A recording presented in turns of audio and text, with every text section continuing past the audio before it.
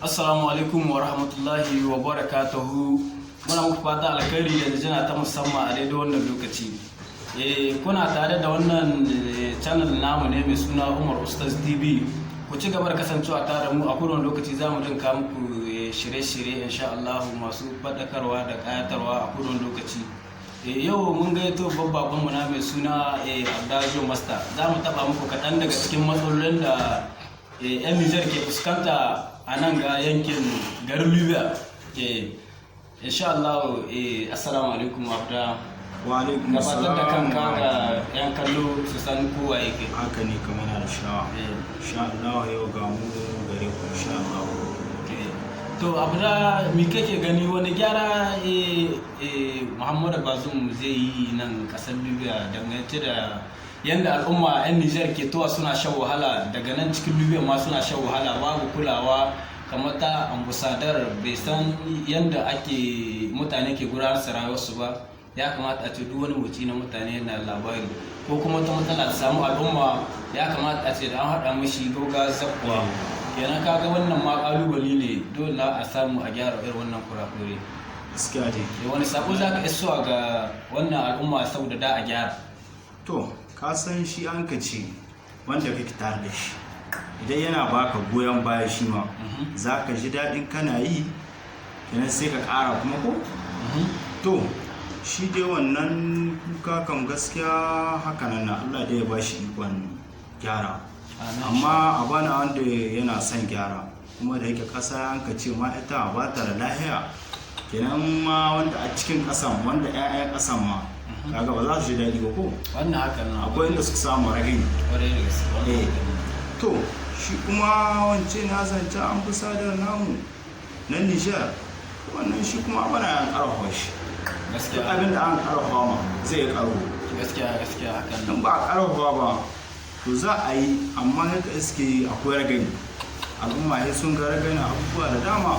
gaskiya kuma kasa akwai wata matsala guda wadda gaskiya ina mai ja hankali da hukumomin Nijar da Allah su samu su samar da hayyayensu cikin sauki, saboda irin wannan abu da ake cewa passport yana daɗi ga matafi da kyawu. Gaskiya. To ba wai kuɗi yin shi adda matsala ba, ka gane wajen yin shi na wajen hito shi adda matsala. In ba kana ɗan wani ba ko kuma kana da wani matsayi za ka iya samun su a gaggauci ko ba gane.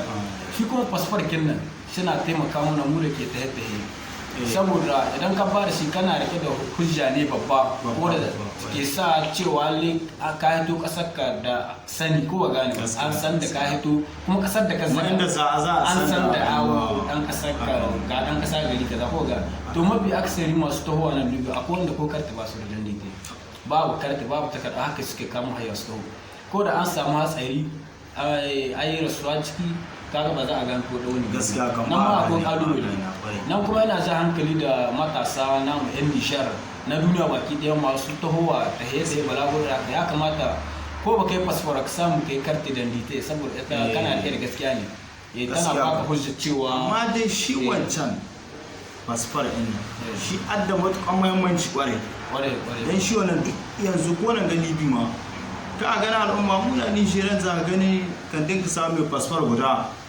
a shan ta ya kali so mutu 20 ko ma sama da haka. Amma yanzu an ga 'yan Sudan ko 'yan Chadi a kowa ka samu cikin mutum 10 in kana a samu guda wanda bai da shi guda ƙarshen ta ma ba za ka samu kode ba. Da yanzu mu da ka ga mu 'yan Nijar su abun gaba yanzu kartirin dite mutum sai 'yan zai tuwa libi mashikanta sai 'yan zai tuwa yake. To kaga ko wannan sai a ce kamar ta tassa ta ci da sa mutum da ma ya yi ta da ba da ta yaba ma da ba zai yi. Kuma wacce na fasfar shi wannan yana da wasu samu. Yana da wasu samu. Kamar yadda abu da an cima ba cikin ƙasa kan yawa aka yi ne ba. Ga ku akwai matsala. gaskiya hakan na Amma ta waccan kalkilan dite ita kai tsaye za ka shi a yau ma ita wanga shi ba za ka samu kai tsaye ba. yana da wuya na kwarai.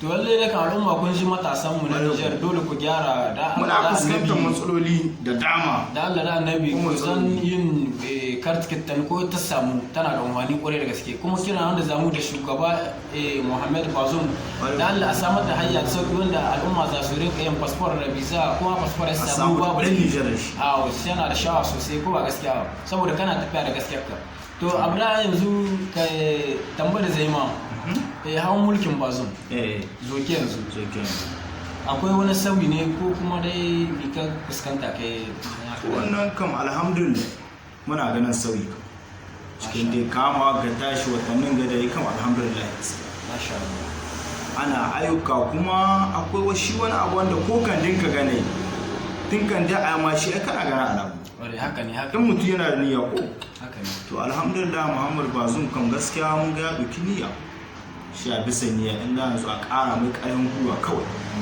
insha Allah zai kai da buru kan da dama da ya doka to ya ke ubangiji Allah sarki ya kama Muhammad Bazoum ya kama mai jagorancin da ya doka nauyi ne a wayan shi dona ya jajirce saboda ya samu ya soke wannan nauyi da Allah ya dora mai saboda rantsuwa ce kai rantsuwa kayan rantsuwa zaka mu ɗan Niger aiki tsakani da Allah to mun kuma muna ma kyakkyawan fata Allah shi kama ma kamar kushe muna yan ta'adda wanda sun ka addabe mu Niger wanda sun ka hana muna kwance hankali sun kashe yara sun kashe tsoyi sun kwace gonaki sun kwace shanu sai a hankali to muna yama Allah godiya shi ka muna sauki wannan al'amari kuma ya sa ɗaukaka Niger ya sa Niger ta ci gaba